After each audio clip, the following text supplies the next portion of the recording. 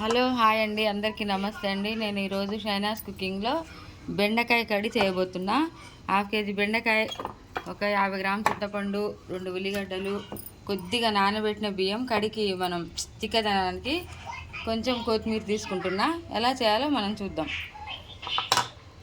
కడాయిలో మనం సరిపడా నూనె తీసుకున్నా. ఇప్పుడు కర్రీకి ప్రిపేర్ చేద్దాం. ఆనియన్ వేసుకుందాం.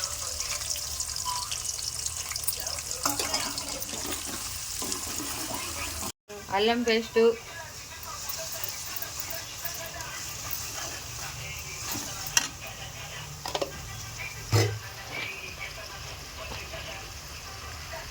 పసుపు,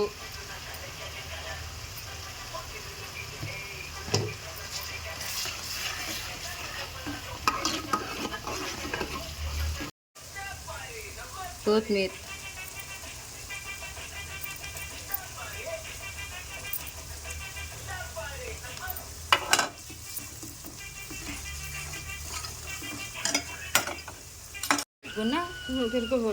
ఇప్పుడు మనం కడిదీసి పెట్టుకున్న బెండకాయలు వేసేసుకుందాం.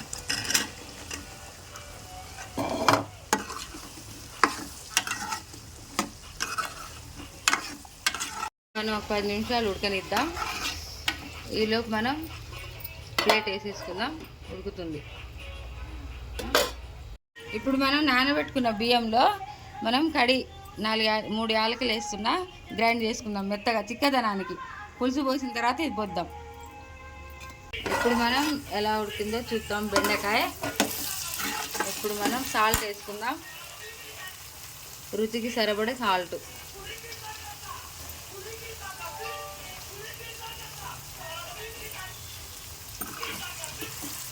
ఇంకొక 10 నిమిషాలు ఉడకనిద్దాం. ఉడకనిచ్చి మనం చింతపులుసు వేసుకుందాం. ఇందులో వేసుకొని బియ్యం నానబెట్టుకున్నా కదా, కొంచెం గ్రైండ్ చేసి చిక్కదనానికి అది కూడా వేసేసుకుందాం. ఈలో కొద్దిసేపు ఉడకనిద్దాం.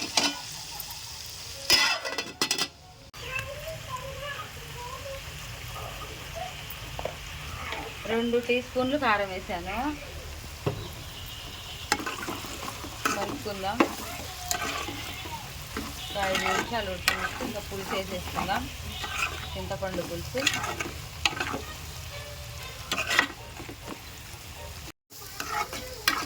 ఇప్పుడు బెండకాయలు మంచిగా ఉడికిపోయినాయి. చింతపులుసు వేస్తున్నా.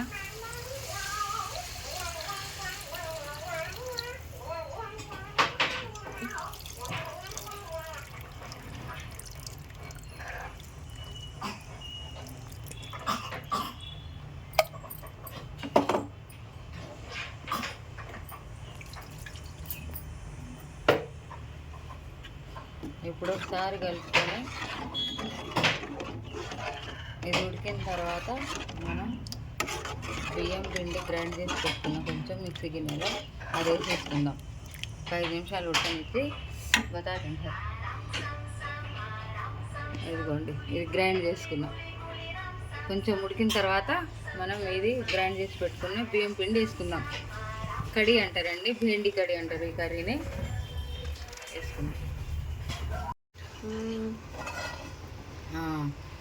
చింతపులుసు బాగా ఉడికిపోయిందండి. బెండకాయ పులుసు, దీన్ని బెండకాయ పులుసు అంటారు కదా, చాలామంది ఇలా చేస్తూ ఉంటారు. నేను కొద్దిగా చిక్కదనం కోసం ఇదిగోండి ముందుగా గ్రైండ్ పెట్టుకున్న కొంచెం బియ్యం నానబెట్టి, కొంచెం అంటే ఒక 2 టీ స్పూన్లు బియ్యం నానబెట్టి అందులో 2 యాలకులు వేసి గ్రైండ్ చేశాను. ఇలా చేస్తే టేస్ట్ చాలా సూపర్గా ఉంటుంది. ఇలా దించే ముందు ఒక 5 నిమిషాలు ఇలా ఉడికిస్తే కర్రీ చాలా బాగుంటుంది. కొద్దిగా వాటర్ కూడా పోసుకుందాం. దీనికి మేము భేండి కడి అంటాము.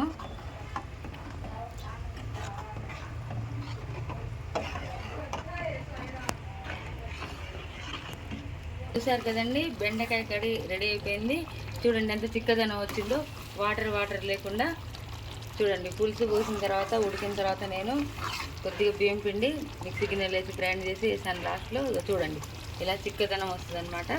అన్నంలో బాగా కలుస్తుంది, వాటర్ లేకుండా ఉంటుంది. ఉట్టి చింతపులుసు వేస్తే బాగోదు. ఇలా చేసి చూడండి మీరు కూడా.